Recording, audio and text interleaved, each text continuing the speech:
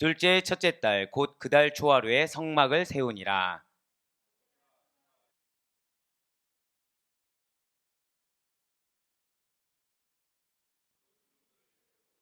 또 성막 위에 막을 펴고 그 위에 덮개를 덮으니 여호와께서 모세에게 명령하신 대로 되니라.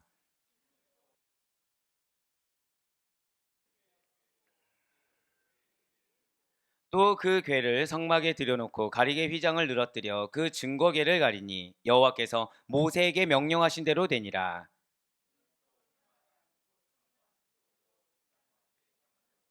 또 여호와 앞 그 상위에 떡을 진설하니 여호와께서 모세에게 명령하신 대로 되니라.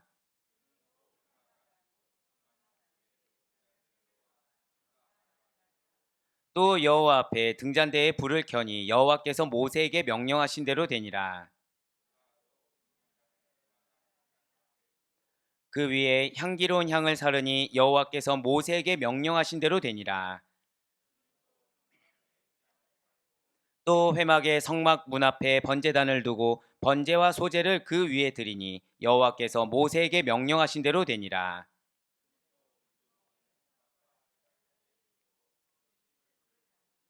모세와 아론과 그 아들들이 거기서 수족을 씻되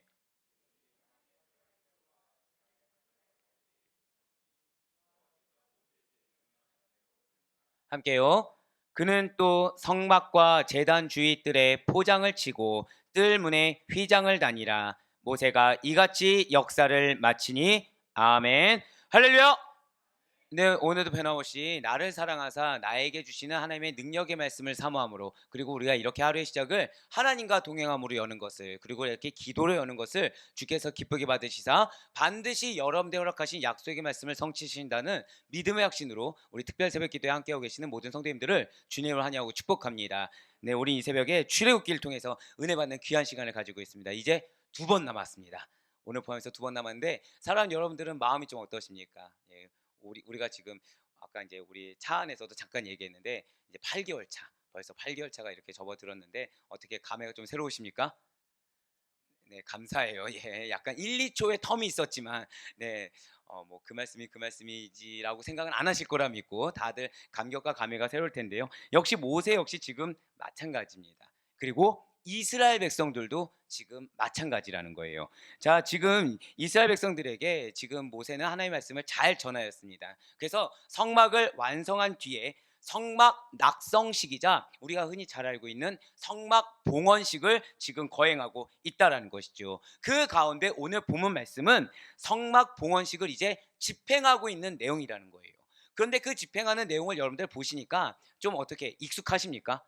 예, 앞에 이미 다 봤던 말씀을 다시 한 번 더 요약 정리해서 쭉 나열하고 있어요. 그러다 보니까 오늘은 다른 새벽 말씀보다 좀 긴 편이라는 거죠. 아니, 많이 긴 편입니다. 그 이유는 성막 봉헌식 규례를 그대로 집행한 것이기 때문이라는 거예요. 당연히 그 안에 담긴 영적 의미는 분명히 동일하게 겹쳐집니다. 하지만 봉헌식 전체에 담긴 하나님이 우리에게 주시는 영적인 말씀은 다르다는 거예요.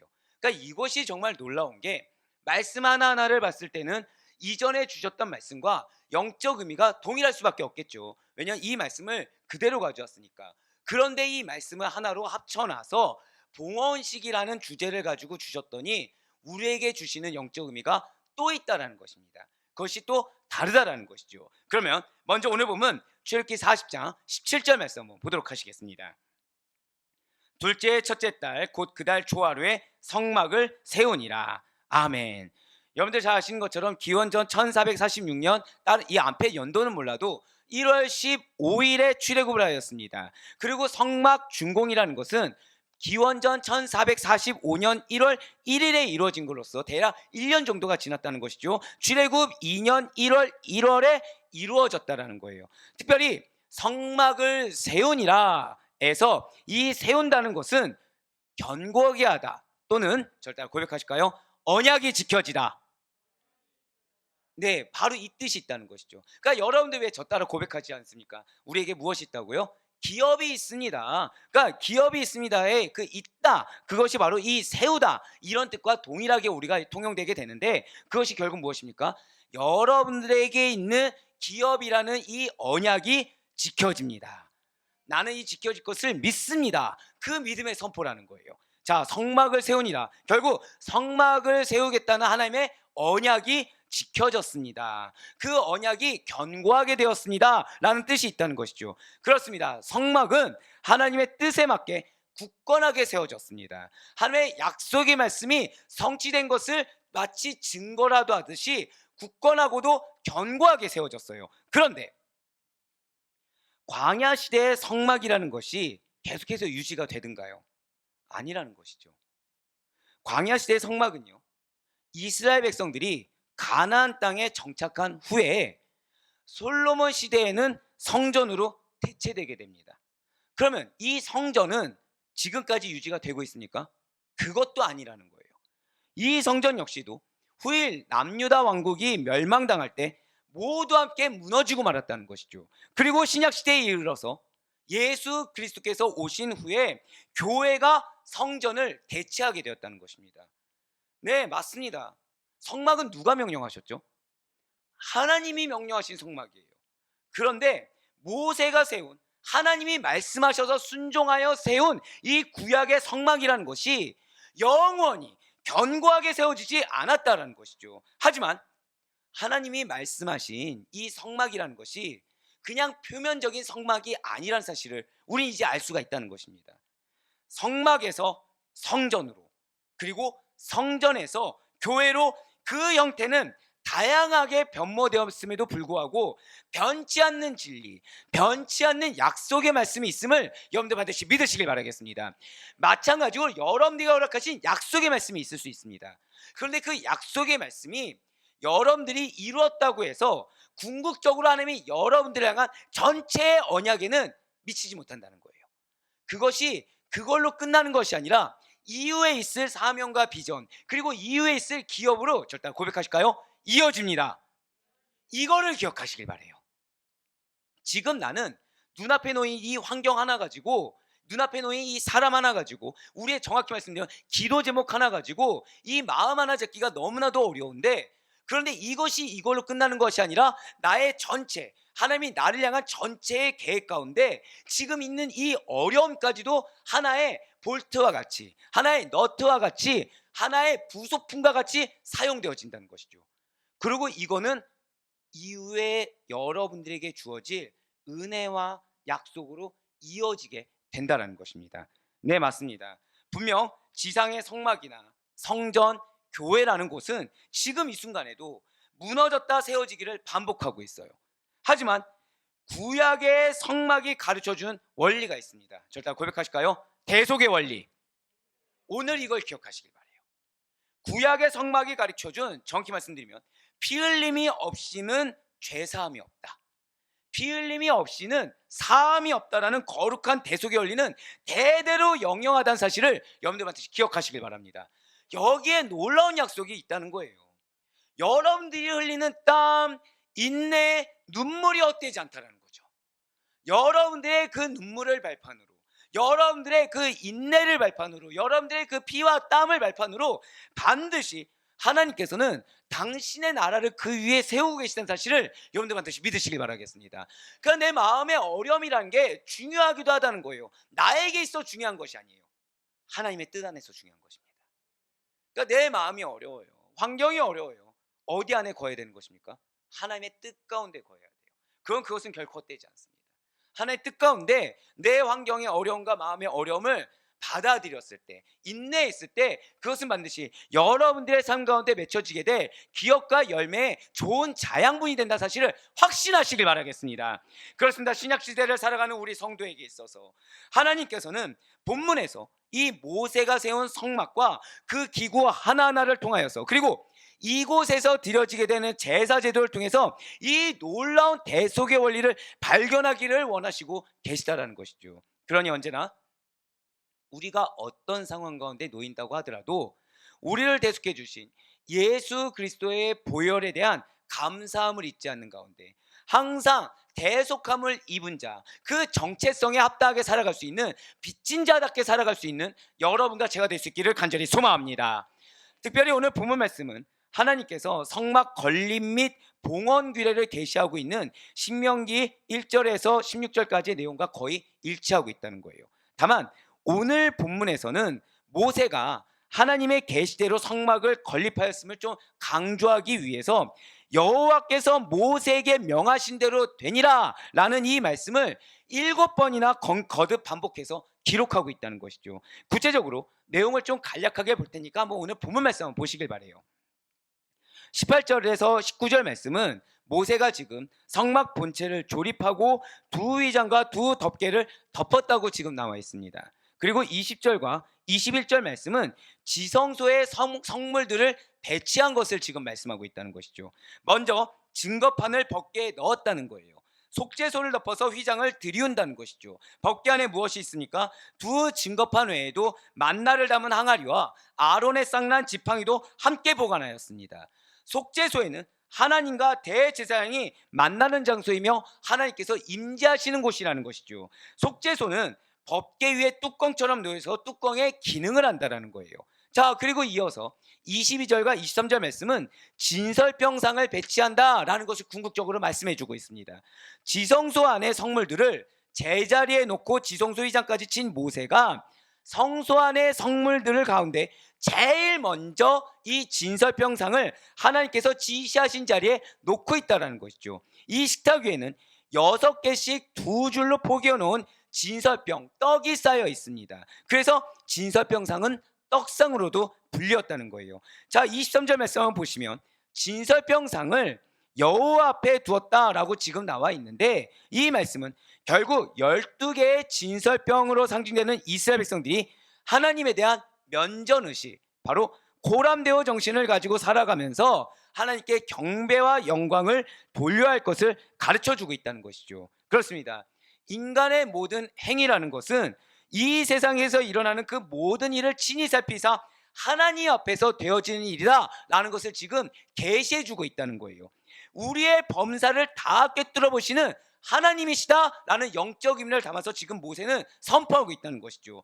그 가운데 우리에게 주는 메시지 하나 추가를 드리겠습니다. 특별히 예배라는 것은요, 하나님 존전에 나아가 드리는 거룩한 의식이라는 점을 기억해야 된다는 것입니다. 예배는 누구 앞에 나아가는 거라고요?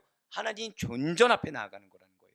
자, 지금 여러분들 제가 쭉 이어서 말씀드리면서 그동안에 우리가 이 성소의 기구들에 대해서 들으면서 있었던 어떤 영적인 은혜 부분에서 핵심을 지금 계속해서 말씀드리고 있는 것입니다. 그러니까 여러분들이 본문 말씀 들으시면서 이런 내용에 이런 은혜가 있었구나 라고 기억하시면 좀 더 도움이 되실 거예요. 자, 그리고 등잔대를 설치한 24절과 25절 말씀은 한번 보시길 바래요. 24절과 25절 말씀입니다. 그는 또 회막안 곧 성막 남쪽에 등잔대를 놓아 상과 마주하게 하고 또 여호와 앞에 등잔대에 불을 켜니 여호와께서 모세에게 명령하신 대로 되니라. 아멘. 지금 25절 말씀 보니 또 여호와 앞에 등잔대에 불을 켜니 라고 나와 있습니다. 자, 이처럼 모세는 등잔대를 성소 안 어디 맞은편에 두었습니까? 맞습니다. 진설병상 맞은편에 위치시키고요, 또 자신이 직접 등잔대에 불을 지폈다는 거예요. 아직 성막 봉헌식이나 제사장의 위임식이 거행된 것이 아닙니다. 그러니 등잔에 불을 밝힌 일을 누가 할 수 있겠습니까? 모세 자신이 직접 수행할 수밖에 없다는 것이죠. 그리고 대제사장과 제사장 위임식이 거행된 후부터는 이 일은 대제사장, 그 제사장들이 담당하게 된다는 거예요. 성소 안의 등불은 언제부터 언제까지 켜지게 되어 있습니까? 저녁부터 아침까지. 그러니까 어두워진 밤에는 계속 켜지게 되어 있습니다. 이것은 인간의 어두운 마음을 밝혀서 구원의 진리를 보게 하시는 예수 그리스도의 사역을 예표하는 거라고 말씀을 드렸었어요. 그렇습니다. 지금 이 순간 여러분들이 반드시 기억해야 될 것은 주님께서는 항상 우리로 하여금 구원의 진리로 인도해 주시는 빛이 되어 주신다는 거예요. 그래서 우리가 마음 가운데 어려움이 들 때가 있다는 것이죠. 어떤 부정적인 판단이나 생각이 들 때 주님께서는 우리로 하여금 다시금 구원받은 백성으로 돌이킬 수 있도록 인도하여 주신다는 거예요. 세상이나 내가 돌이킬 수 있도록 인도하는 것이 아니라 주님이 돌이켜 주신다는 거죠. 진실로 그러한 빛 대신 예수 그리스도의 인도하심을 받을 때만이 우리는 영적인 무지에서 벗어나 진리를 깨달아 알 수 있고, 그 가운데 이 부정적인 어두컴컴한 세계에서 빛된 세계로 나아갈 수 있다는 사실을 여러분들 반드시 이 시간 다시 한 번 더 기억하시길 바라겠습니다. 그리고 26절과 27절 말씀은 분향단을 배치하는 것으로서 금향단을 회마가 휘장 앞에 두고 향을 피운다는 말씀을 전하고 있어요. 28절과 29절 말씀은 성소 출입문에 휘장을 달고 번제단을 배치한 후에 번제와 소제를 드린다는 말씀을 하는 것입니다. 30절부터 32절까지의 말씀은 물두멍을 배치하는 말씀으로써 이제 성소의 기구들을 다 설치한 것을 어느 정도 90% 이상 마무리를 지었습니다. 그리고 이제 오늘 본문 33절 말씀 보시길 바래요. 그는 또 성막과 제단 주위 뜰에 포장을 치고 뜰 문에 휘장을 다니라. 모세가 이같이 역사를 마치니. 아멘. 그렇습니다. 이로써 성막 건립의 역사가 완전한 상태로 끝마쳐졌다는 거예요. 지금 여러분들이 들었을 때 지금 오늘 말씀까지 하면 이 성막 건립의 내용에 대해서 지금 몇 번 반복한 것 같습니까? 3번은 반복했어요. 하나님이 모세에게 말씀하셨습니다. 모세가 이스라엘 백성들에게 지시하면서 또 말씀을 합니다. 봉헌식 앞에서 정리해서 또 말씀을 했어요. 성막 건립이 온전하게 다 이루어졌다. 이것은 하나님의 말씀을 그대로 실천했다는 것이죠.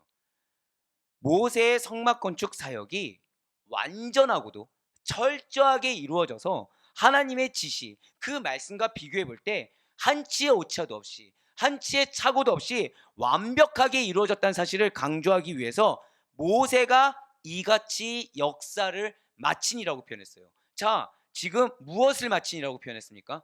역사라고 한 거예요. 하나님의 역사라는 것이죠. 하나님의 역사를 마쳤다라고 표현해 준 것입니다. 이 동일한 칭찬을 우리가 받을 수 있길 간절히 소망합니다. 여러분들의 삶이 하나님의 역사가 되길 간절히 소망해요. 여러분들이 삶이 하나님의 역사가 되는 방법은 딱 하나입니다. 말씀에 순종하시면 된다는 거예요.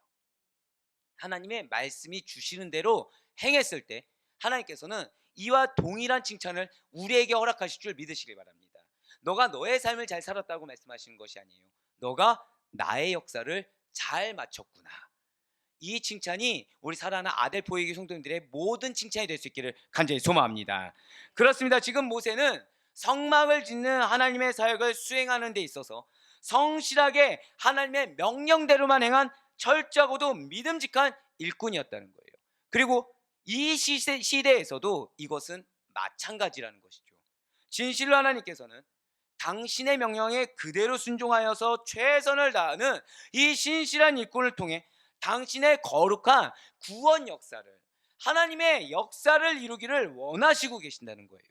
여러분과 저의 본질이 무엇입니까? 우리는 구별되어 택함받은 민족입니다. 믿으십니까? 우린 그러한 하나님의 백성으로 우리는 하나님께서 구별되어서 택함을 허락하셨다는 거예요. 그럼 우리는 하나님의 구속사의 대상인 동시에 하나님의 기쁘신 뜻에 따라 구속사에 동참해야 될 주역이 되고 있다는 것이죠. 우리는 무리들이 아니라는 것입니다. 여러분과 저를 주역으로 삼길 원하신다라는 거예요. 그런 우리에게 주님께서는 반드시 은혜를 주십니다.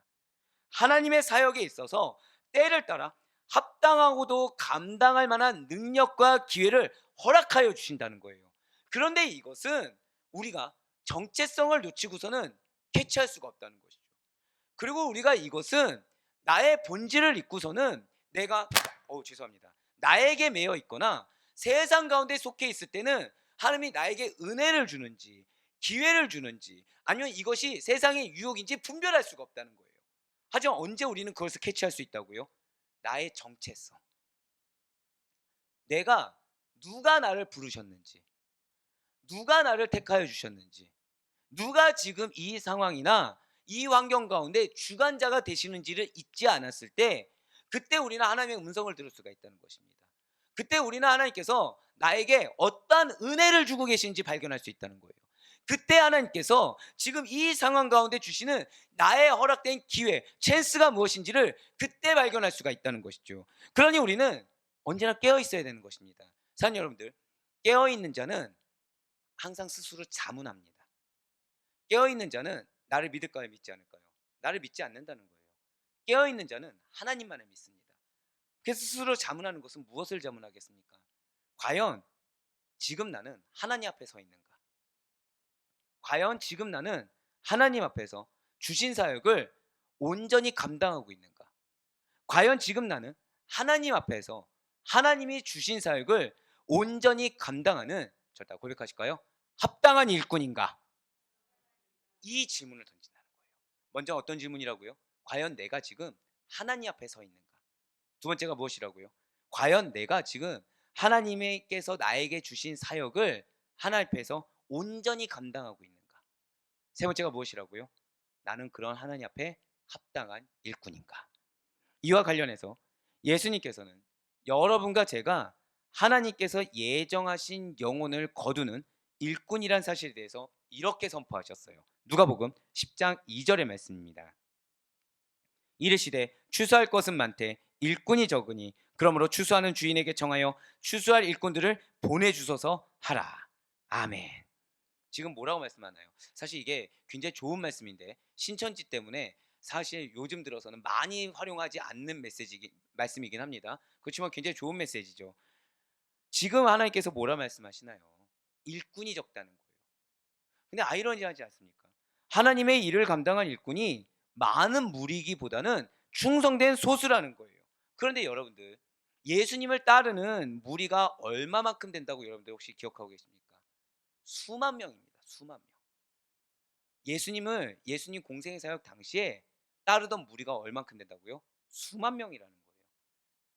하지만 정작 그분과 같이 사역하는 일꾼들은 12제자와 70여 명의 무리가 전부였다는 거죠. 수만 명 중에 몇 명만요? 12명, 제자로 인정받을 만한 건 12명이었고요. 그나마 같이 함께 사역에 동참하는 일꾼들은 70여 명의 무리가 전부였다는 것입니다. 예수 그리스도께서, 정확히는 하나님의 독생자이자 하나님과 동등 되신 예수 그리스도께서 그의 공생의 3년간 몇 명만을 가르친 겁니까? 12제자만을 가르쳤다는 사실은 우리들에게 합당한 일꾼을 만드는 일과 그리고 합당한 일꾼이 되는 일이 얼마나 어려운지 다시금 깨닫게 하는 대목이라는 것이죠. 저는 그래서 여러분들이 너무나도 중요하다는 것입니다. 사랑하는 여러분들, 여러분들에게 하나님께서는 처음에 사명을 주신 것이 무엇입니까? 여러분들의 영적 무엇이라고요? 대표격이라고 불러주셨어요. 저는 지금까지도 우리 성도인들의 어떤 영적 수준과 영적 상태를 대변하는 그런 고백이 이 고백이라고 생각합니다. 목사님, 정말 구원이란 게 어려운 거군요. 예, 맞습니다. 어려워요. 쉽지 않습니다. 구원의 완성이라는 거는 쉬운 게 아닙니다. 당연히 이 땅 가운데 많이 실족하게 하기 위해서, 구원의 완성을 이루지 못하게 하기 위해서 사단은 공격할 거예요. 그런데 더 중요한 건 뭔지 아십니까? 이 구원의 완성도 힘든데 그 가운데 무엇은 더 어렵다고요? 절대 고백하실까요? 합당한 일꾼. 이건 더 어렵다는 거예요. 저는 우리 아델포유 교회 성도님들이 무리가 되는 것을 원치 않습니다. 수만 명의 무리가 아니고요, 70명의 무리조차도 저는 용납할 수가 없습니다. 저는 여러분들이 모두 다 12제자와 같이 성장할 수 있길 간절히 소망합니다. 12제자와 같이 하늘의 큰 상급이 예비되어 있는 자, 이 땅 가운데서도 하나님의 권능을 부여받는 자, 하나님의 능력을 부여받는 자, 하나님의 은혜를 부여받은 자로서 증거의 이적을 경험할 수 있기를 간절히 소망하고 있습니다. 하지만 그 길이 당연히 어렵다는 것을 잊지 마시길 바라요. 그 길이 얼마나 힘들고 그렇게 택함받는 것도 어렵지만 택함받은 것을 유지하는 것, 그리고 성장하는 것도 호락호락하지 않다는 것을 기억하시길 바라요. 하지만 그만큼의 가치가 있다는 사실을 기대하시길 바랍니다. 맞습니다. 우리로 하여금 합당하게 되지 않게 하기 위해서 사탄은 할 수 있는 한 최대한의 공격을 가할 거예요. 그것을 막기 위해서, 만약에 지금 제자로 서 있으면 무리로 전락시키기 위해서 노력을 할 거고요, 70명의 무리에 속해 있다고 한다면 수만 명의 무리로 전락하게 할 것입니다. 수만 명의 무리에 속해 있다고 한다면 그 무리에서 이탈하게끔 공격을 할 것입니다. 문제는 그 공격 가운데 놓인 우리로 하여금 깨닫지 못하게 한다는 거죠. 우리가 스스로를 변질시키는 안타까움을 경험하도록 계속해서 유혹한다라는 거예요. 그래서 우리가 내 생각이나 감정 그리고 세상의 환경이 기준이 되어서는 안 된다는 거예요. 그것들이 우리의 틈을 타고 들어오게 해서도 안 된다는 것이죠. 사랑하는 여러분들, 거듭 말씀드립니다. 여러분들은 영적 대표격입니다. 믿으십니까? 영적 대표격은 무리가 될 수가 없어요. 합당한 일꾼으로 이미 부름받았다는 것이죠. 이미 부름받았으면 우리가 갈 길은 하나밖에 없다는 거예요. 합당한 일꾼에 합당하게 세워지는 거, 그 일꾼답게 나아가는 거, 그 가운데 그러한 일꾼들에게만 허락하는 은혜를 경험하는 거. 할렐루야. 그러니 오직 성령으로만 충만하시길 바라겠습니다. 그것은 성령으로 충만하는 거 외엔 답이 없어요. 성령으로 나를 무장해야 됩니다. 성령으로 가득 차서 말씀 외에는 이 눈에 들어오지 말아야 하는 것입니다. 이 말씀이 눈에 들어온 자는 세상의 환경 가운데서도 그 필터링을 말씀으로 필터링해서 볼 수밖에 없어요. 성령의 음성으로 필터링해서 들을 수밖에 없다라는 것이죠. 그렇습니다. 진실로 거듭나서 새 사람이 되는 거, 그것은 성령이 아니면 불가능합니다. 합당한 일꾼으로 세움받는 거, 성령과 말씀이 아니면 불가능한 것입니다. 그렇기 때문에 사도 바울은 성령 안에서 거룩하게 되어서 하나님께서 받을 만한 일꾼이 되는 일은, 절대 고백하실게요, 하나님의 은혜가 아니고서는 불가능하다는 것을 로마서 15장 16절 말씀을 통해서 이렇게 증거하고 있어요. 로마서 15장 16절의 말씀입니다. 이 은혜는 곧 나로 이방인을 위하여 그리스도 예수의 일꾼이 되어 하나님의 복음의 제사장 직분을 하게 하사 이방인을 제물로 드리는 것이 성령 안에서 거룩하게 되어 받으실 만하게 하려 하심이라. 아멘. 여러분들로 하여금 복음의 제사장 직분을 허락하여 주셨어요. 여러분들로 하여금 그리스도 예수의 일꾼이 되게 한 것이지 세상의 일꾼이 되게 한 것이 아닙니다. 궁극적으로 저는 내일 말씀도 있지만 오늘 내일 말씀, 결국 출애굽기를 통틀어서 우리 사랑하는 성도님들에게 주신 하나님의 메시지는 딱 하나예요. 저 따라 고백하실게요. 나는 모세와 같은 자입니다. 축복이 있을지어다. 하나님은 그런 자가 되길 원하십니다. 어쩌면 이전에 애굽의 궁정과 같이 세상에 속한 자로 살아오셨을 수도 있습니다. 어쩌면 미디안 광야를 헤매는 것처럼 신앙의 방황기를 겪을 수도 있습니다. 하지만 사랑하는 여러분들, 하나님은 여러분들을 통해서 광야 같은 이 시대 가운데 출애굽을 하듯이 그 광야길을 믿음으로 행군하듯이 그 가운데 하나님의 거룩한 임재 초소를 만드는, 그리하여 가나안 땅을 전초기지를 나아가는 귀한 천병 역할을 여러분들이 하기를 원하신다는 사실을 여러분들 반드시 믿으시길 바라겠습니다. 그래서 깨어 있어야 돼요. 모세가, 여러분들 지금 모세하면 무엇이 생각나시나요? 말씀대로, 여호와의 말씀대로 하니라. 이걸 기억하세요. 아, 나는 하나님의 말씀대로 행해야 되는 자구나. 아, 나는 하나님의 말씀만을 믿고 따라야 하는 자구나. 아, 그 가운데 하나님은 놀라운 역사를 경험하게 하시겠구나. 답답한 이 환경 가운데 출애굽하듯이 그 환경을 극복하게 하는 것을 경험하게 할 것이고, 죄악된 환경 가운데 죄악의 길에서 빠져나오는 걸 경험하게 할 것이며, 그 가운데 나에게 붙여준 허다한 영혼들과 함께 출애굽하는 은혜를 경험하게 하시겠구나. 지금 전 여러분들이 너무 솔직하게 감사한 게 뭐냐면, 나는 모세 같은 자라고 했을 때 여러분들 얼굴 중에 단 한 명도 가볍게 그렇구나 이런 분이 없어요. 다들 지금 심각해졌습니다. 예, 전 너무 감사하고 있어요. 예, 심각해야 됩니다. 말씀드렸잖아요. 합당한 일꾼이 되는 거 쉬워요, 어려워요? 어렵다고 말씀드렸어요. 하지만 중요한 것은 여러분들은 지금 어떻게 부름받았다고요? 합당한 일꾼으로 부름받았어요. 그럼 우리가 비록 어렵더라도, 근데 하나님 말씀하셨죠. 모세가 합당한 일꾼으로 갈 수 있는 것은 무엇 때문이라고요? 여호와의 말씀대로 하니라. 이게 다예요. 이게 답니다.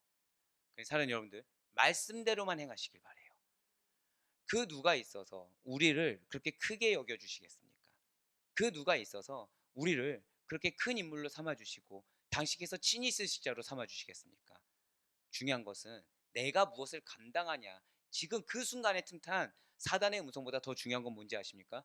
자격 없는 자를 12제자와 같이, 모세와 같이 쓰시겠다는 하나님의 뜻하심입니다. 이 이상이 없다는 거예요. 예, 맞습니다.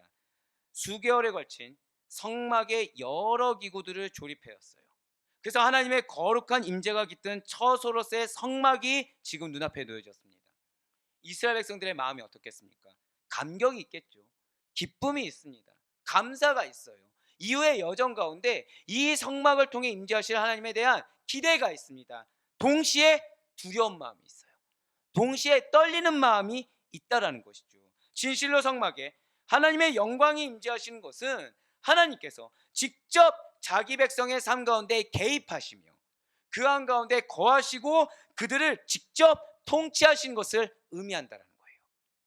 죄로 인해 타락한 인간의 역사 속에서 구원과 회복을 위한 하나님의 직접적인 통치가 시작되었음을 선포하고 계시다는 것이죠. 그리고 오늘날을 살아가는 여러분과 저에게 있어서 하나님께서는 당신의 합당한 일꾼으로 부름받은 여러분들에게, 모세와 같은 자로 쓰임받기를 원하는 바로 여러분들에게 친히 임재하여 주시사 여러분들의 삶에 직접 개입하여 주셔서 실족하여 이탈하지 않게 하시고 당신께서 친히 쓰시는 일꾼으로 능력 가운데 여러분들을 사용하실 것을 믿으시길 바라겠습니다.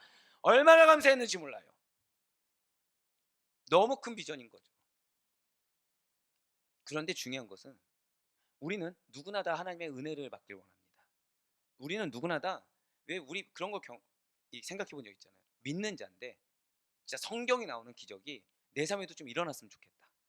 정말 이렇게 기도했을 때 내가 기도해주는 아픈 자가 있으면 정말 좀 회복 좀 됐으면 좋겠고, 어려운 환경에 있는 자가 있으면 그 환경이 개선됐으면 좋겠다. 여러분들 기도해 보신 적 없으십니까?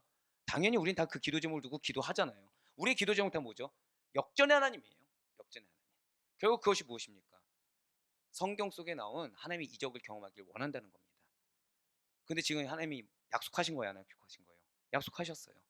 전제는 무엇이죠? 너희는 합당한 일꾼이 되라. 합당한 일꾼이 되는 게 어렵겠습니까? 우리 삶 가운데 지금같이 아니요. 여러분들 지금 너무 잘하고 계시니까 네. 뭐라고 표현할 수가 없네요. 예, 괜히 표현하면 이건 실수가 되는 거니까.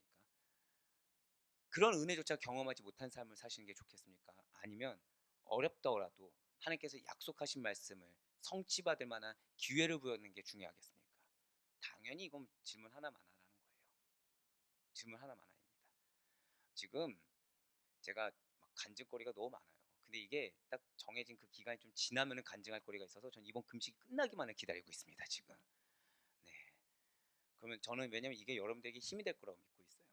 개인의 간증일까요? 교회의 간증일까요? 역시 믿은 대로 될지어다. 교회 간증이 되는 거거든요. 교회 간증이 되는 거거든요. 그럼 교회 간증은 성도의 간증이 될까요, 안 될까요? 된다는 얘기입니다. 된다는 얘기예요. 저는 지금 기다리고 있어요. 그리고 기다린다는 것은 응답될 걸 믿고 기다리는 것입니다. 사랑하는 여러분들, 여러분들의 본질을 오늘 다시 한 번 더 되새기시길 바래요. 마지막 저 따라 고백하실게요. 나는 합당한 일꾼입니다. 이걸 기억하세요. 누군가는 기도에 합당한 일꾼으로 부름받는 게 있을 수 있고요. 네. 누군가는 찬양에 합당한 일꾼, 누군가는 정말 봉사에 합당한 일꾼, 누군가는 이런 돌봄에 합당한 일꾼, 누군가는 양육에 합당한 일꾼. 그 영역은 누가 알 수가 없습니다. 하지만 하나님께서는 여러분들에게 마음을 주시고 여러분들에게 말씀을 하세요. 우리는 그 마음에, 오늘 요즘 새벽에 우리 성도님들이 많이 저에게 코멘트를 주셔서 너무 감사하고 있어요. 저한테 고백을 하시더라고요. 말씀에 거부 반응이 드는 거, 이것도 말씀에 반응한 것입니까? 자, 답은 무엇이죠? 맞아요. 맞아요. 저는 우리 성도님들 정말 대단하다고 여기십니다. 왜냐면 보통 목회자한테 말씀에 거부 반응이 듭니다, 이런 얘기 하기 쉽습니까, 어렵습니까? 굉장히 어렵죠. 근데 저는 그걸 칭찬한다니까요. 예, 솔직하게 고백을 하셔야 돼요. 말씀에 반응하는 성도예요. 합당한 일꾼으로 여러분들을 하나님께서 부르시사 여러분들 삶 가운데 놀랍게 역사하기를 원하시고 계십니다. 그래서 바라옵기는 그런 여러분들의 삶 가운데 하나님의 임재하심과 하나님의 통치하심 속에서 그 말씀 가운데 어떠한 모양으로 반응을 하시든지 그 끝은 저 다 고백하실게요. 아멘. 아멘으로 순종하셔서 합당한 일꾼에 합당하게 쓰임 받는 자가 받는 그 합당한 축복이 무엇인지, 그래서 온전한 회복과 온전한 구원을 경험하시며 쓰임 받는 주의 청지가 받는 축복이 어떠한 것인지를 경험해 나아갈 수 있는 모세와 같은 합당한 일꾼 된 우리 모든 성도님 되시기를 주님의 이름으로 간절히 축원합니다.